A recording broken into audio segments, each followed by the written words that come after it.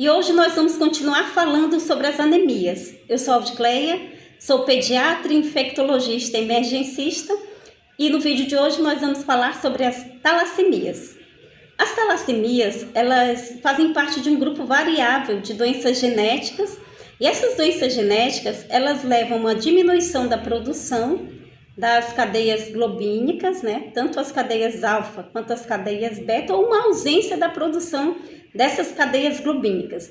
Doutora, mas e qual a importância dessas cadeias globínicas? Essas cadeias globínicas, alfa e beta, elas fazem parte da formação da hemoglobina. E essa hemoglobina, que é esta imagem aqui que eu estou mostrando para vocês, é uma proteína rica em ferro. E essa proteína aqui, ela está presente nas nossas células do sangue. E essa proteína aqui, ela é muito importante para transportar o oxigênio dentro do nosso sangue. Então, só vamos entender aqui. A hemoglobina é uma proteína importante para transportar oxigênio no sangue. Ela é rica em ferro. E as cadeias globínicas, elas formam a hemoglobina. E são justamente essas cadeias globínicas alfa e beta, que eu estou mostrando aqui para vocês, as cadeias globínicas beta 2, beta 1 e alfa 2 e alfa 1, elas formam essa hemoglobina e quando nós temos uma alteração na produção dessas cadeias globínicas, nós vamos ter a talassemia, ou quando nós temos também a ausência da produção dessas cadeias globínicas, certo? Então, como eu falei para vocês, a maioria das hemoglobinas do adulto, elas são formadas pelas cadeias alfa e pelas cadeias globínicas beta, certo? Quando a pessoa tem uma alteração na produção das cadeias alfa, nós vamos dizer que a pessoa tem uma alfa-talassemia, ou seja, vai ter uma alfa-talassemia quando ocorrer uma deleção, uma perda de um ou mais genes no cromossomo 16. Quando a pessoa tem uma alteração ou uma ausência da produção das cadeias globínicas beta, nós vamos dizer que essa pessoa tem uma beta-talassemia, né? E que vai ocorrer por uma mutação de uma ou mais cadeias do cromossomo 11.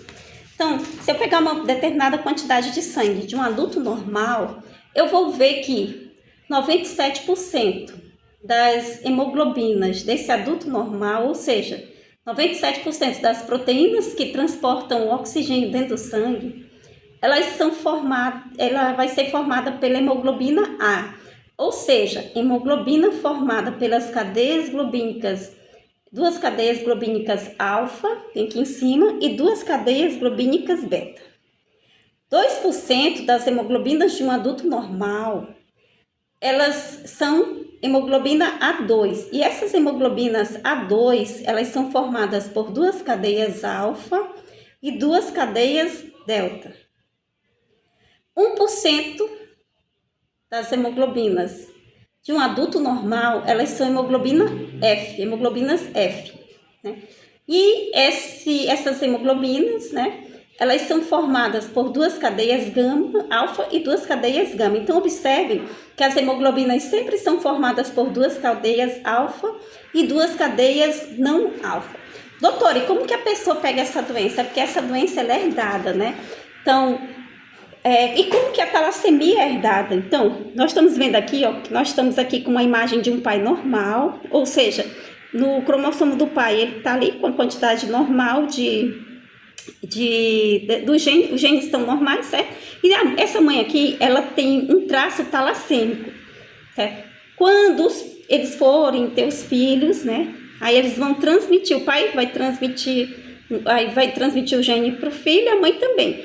E aí, lá nos cromossomos que vão ser transmitidos, né? Nós vamos ver que ocorrem situações, ó, bem aqui no meio aqui, ó, o rosinho ali é a alteração que tem na mãe.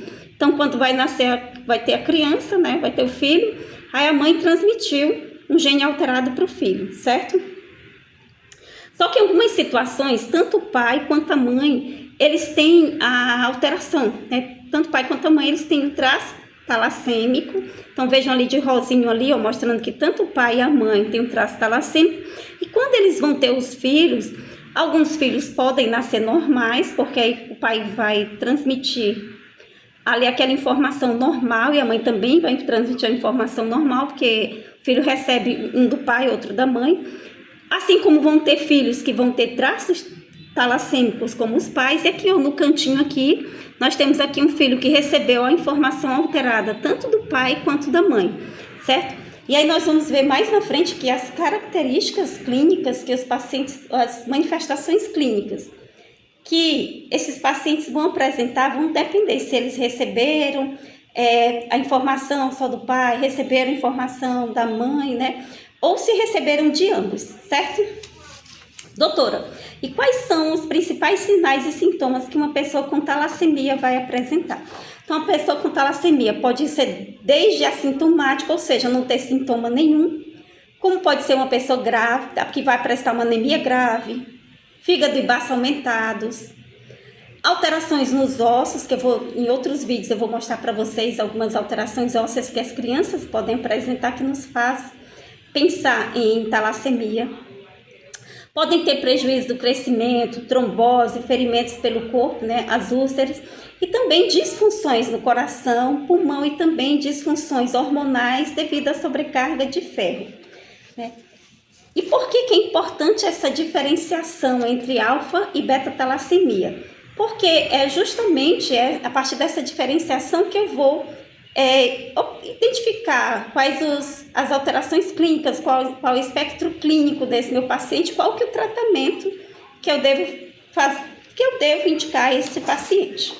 Então vamos entender aqui. No cromossomo 16, nós temos o gene, né?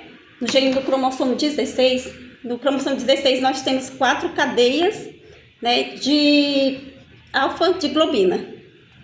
E aí o que acontece? Se no cromossomo 16 eu tenho 4 cadeias alfa de globina, se esse meu paciente aqui, ó, lá em cima, ele tem as 4 cadeias alfa de globina, que são 2 de um lado e 2 do outro, então esse meu paciente aqui é normal. Se esse meu paciente aqui, ó, o segundo aqui, ele tem as 2 cadeias alfa de globina de um lado, lá nos cromossomos, e do outro lado ele só tem uma cadeia alfa de globina, ou seja, ele tem um gene anormal. O que eu vou fazer aqui, nesse caso aqui? Eu vou ter um paciente que ele está com um gene anormal, vou dizer que ele é um portador silencioso, mas esse meu paciente aqui, ele é assintomático, certo? Aqui eu tenho aqui, né, um paciente que ele tem apenas 2 genes normais, os outros 2 genes são anormais. Ou porque ele tem de um lado 2 genes normais, ou porque ele tem de um lado um gene normal e outro anormal, e do outro lado um gene normal e outro anormal, né? Dessa cadeia alfa de globina. Então, eu vou ter 2 genes anormais, nesse caso aqui. Eu vou dizer que esse meu paciente, ele tem um traço alfa-talassêmico, né? E ele, como alterações clínicas, ele pode apresentar uma anemia micro, e essa anemia desse paciente pode ser leve. Vai ser uma anemia hipocrômica, né? E microcítica. Quando esse meu paciente aqui, ele tem 3 genes anormais, ou seja, como eu falei para vocês, no cromossomo 16, ele tem 2 genes de cadeia alfa de um lado e 2 genes do outro, mas esse paciente aqui, ele tem 3 genes anormais. Então, ele só está conseguindo ter aí apenas uma cadeia normal de alfa-globina. Então, tá ali mostrando para vocês. Então, quando ele tem 3 genes anormais, eu vou dizer que esse meu paciente tem uma doença da hemoglobina H, né? E aí, o meu paciente, ele vai ter como quadro clínico anemia hemolítica, anemia hipomicro, e essa anemia, ela pode ser moderada a grave.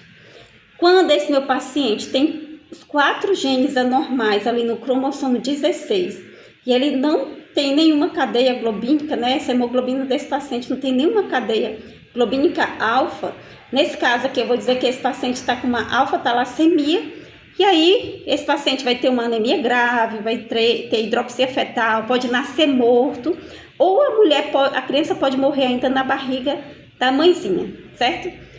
Eu vou fazer outros vídeos explicando melhor para vocês. Antigamente, quando se tinha esse diagnóstico aqui, aí às vezes a criança nascia morta, mas Atualmente existem as possibilidades agora de transfusões ainda na barriga da mãezinha, que a criança consegue nascer e sobreviver fazendo tratamento, mas nós vamos ver isso aqui em outros vídeos.